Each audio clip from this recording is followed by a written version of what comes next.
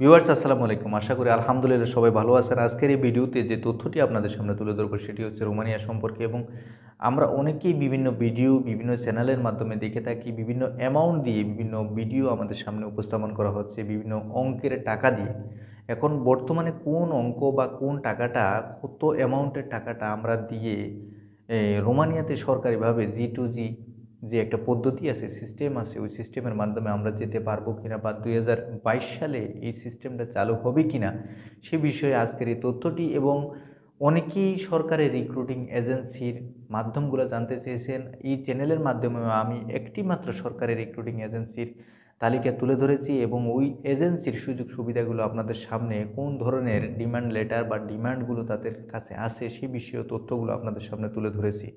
Viewers, সরকারি recruiting এজেন্সির মাধ্যমে আপনি যদি বর্তমানে রোমানিয়াতে যেতে চান, শুধু কেবল যে আপনি সরাসরি তাদের কাছে গিয়েই যে আপনি আবেদন করবেন, আপনার একটা অ্যামাউন্ট দিলে ওই অ্যামাউন্টের উপর ভিত্তি করে তারা প্রসেসিং করলো এবং আপনাকে রোমানিয়ার উদ্দেশ্যে পাঠালো, আসলে বিষয়টা খুব সহজ না।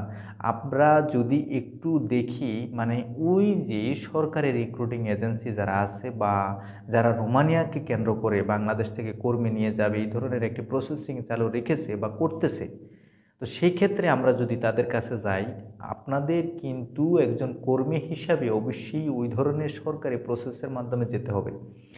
যেমনটা আমি বলে রাখি যে সরকারি যে বিএমটি কার্ড বা সরকারি কারিগরি প্রশিক্ষণ কেন্দ্রে যে সমস্ত কর্মী তাদের বিভিন্ন কর্মক্ষেত্রগুলোতে যাওয়ার জন্য যে একটা প্রশিক্ষণ দেওয়া হয়, ওই প্রশিক্ষণের উপর ভিত্তি করে সার্টিফিকেট, মানে সরকারি কারিগরি প্রশিক্ষণ থেকে যে সার্টিফিকেটটা গ্রহণ করা হয়, ওই সমস্ত দক্ষতা সম্পন্ন ব্যক্তিকেই কিন্তু রোমানিয়ার উদ্দেশ্যে নিয়ে যাওয়া হবে।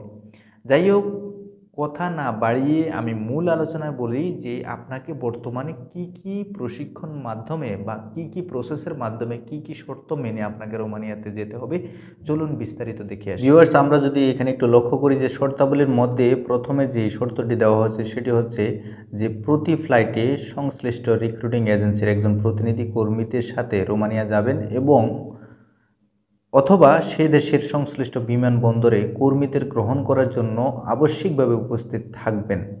ভিউয়ার্স, এই বিষয়টি লক্ষ্য রাখবেন যে প্রতি ফ্লাইটে যে কয়জন কর্মী বাংলাদেশ থেকে রোমানিয়ার উদ্দেশ্যে যাবে রিক্রুটিং এজেন্সির মাধ্যমে, এবং তাদের সাথে রিক্রুটিং এজেন্সির একজন প্রতিনিধি অবশ্যই থাকতে হবে। অথবা রোমানিয়াতে যে কোম্পানি আছে ওই কোম্পানির যে কোনো একজন প্রতিনিধি কিন্তু রোমানিয়ার এয়ারপোর্টে অবশ্যই তাদেরকে রিসিভ করার জন্য, যে আমার কোম্পানির কর্মীরা আসছেন বাংলাদেশ থেকে, তাদেরকে রিসিভ করার জন্য এইভাবে কিন্তু একজন প্রতিনিধি রোমানিয়ার এয়ারপোর্টে অবশ্যই থাকতে হবে।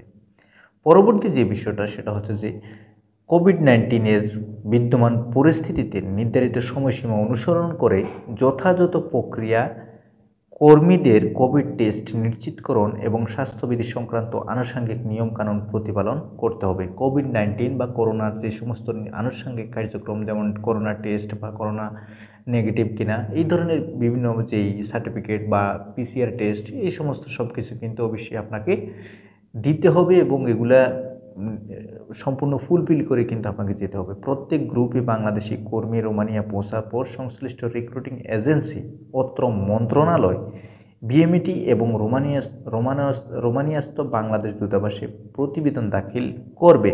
ভিউয়ার্স, আপনারা বিষয়গুলো খুব ভালোভাবে লক্ষ্য করবেন, বুঝার চেষ্টা করবেন। যাই হোক, বহির্গমন ছাড়পত্রের পূর্বে নির্বাচিত প্রত্যেক কর্মীর সাথে নিয়োগ চুক্তি স্বাক্ষর করতে হবে।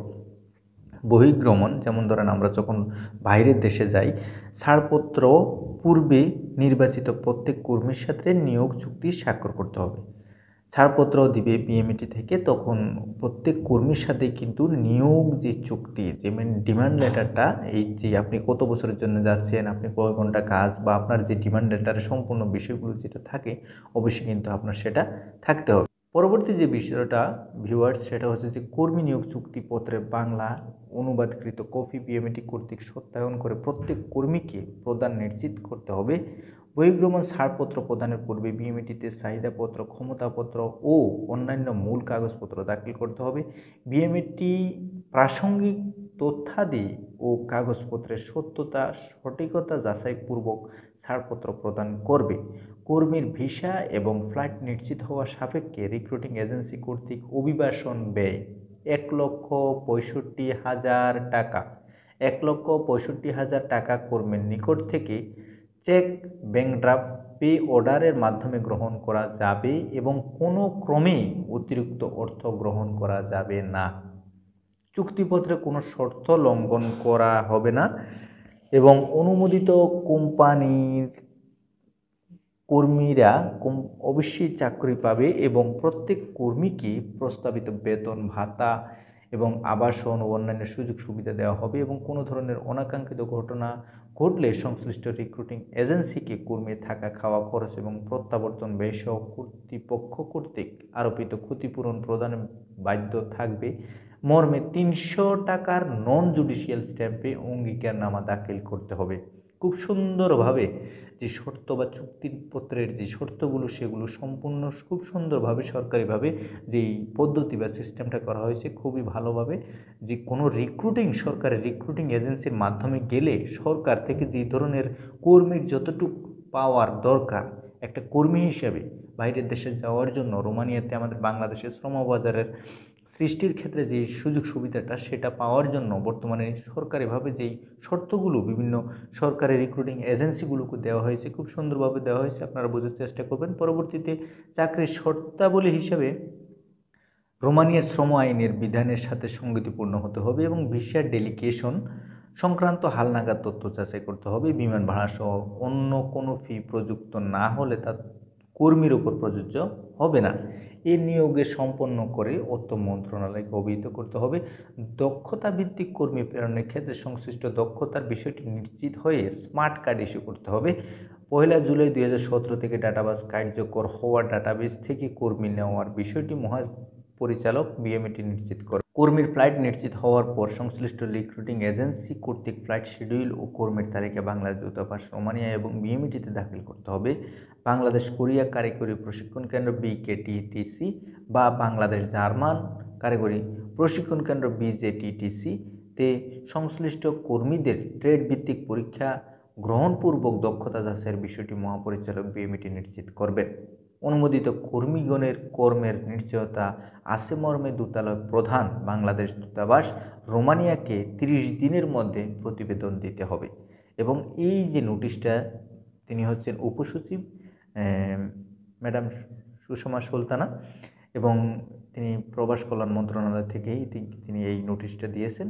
তো যাই হোক, পুরোপুরি বিষয়গুলো আপনারা বোঝার চেষ্টা করবেন, আশা করি বুঝতে পারছেন। এবং সরকারি কোনো রিক্রুটিং এজেন্সির মাধ্যমে বা ইন ফিউচারে যদি সরকার G2G মাধ্যমে কোনো ধরনের সিস্টেম চালু করে ইনশাল্লাহ, তাহলে কিন্তু এই সমস্ত পদ্ধতি অনুসরণ করেই কিন্তু আপনাকে সামনে ভিউয়ার্স, আপনারা মূলত যে কন্ডিশন বা শর্তগুলো দেখছেন এবং পুরোপুরি বিষয়গুলো আপনারা বুঝতে পারছেন। যদিও আপনারা বিগত দিনে বিভিন্ন জিনিস অজানা থাকছে বা জানতে পারেননি, এই ভিডিওর মাধ্যমে ইনশাল্লাহ সব কিছু বিস্তারিত বুঝতে পারছেন। তারপরও আপনাদের যদি কোনো প্রশ্ন থাকে, কোনো কমেন্ট থাকে, কমেন্ট বক্সে বা ফেসবুকে যোগাযোগ করতে পারেন সরাসরি এবং আপনাদের কাঙ্ক্ষিত প্রশ্নগুলোর উত্তর নিতে পারেন। যারা এই মুহূর্তে চ্যানেলটি নতুন দেখছেন, প্লিজ চ্যানেলটি সাবস্ক্রাইব করবেন, পাশে থাকবেন এবং আগামীতে নতুন কোনো ভিডিও নিয়ে খুব শীঘ্রই ইনশাআল্লাহ আপনাদের সামনে উপস্থিত হব। সে পর্যন্ত সবাই ভালো থাকবেন, সুস্থ থাকবেন। আল্লাহ হাফেজ।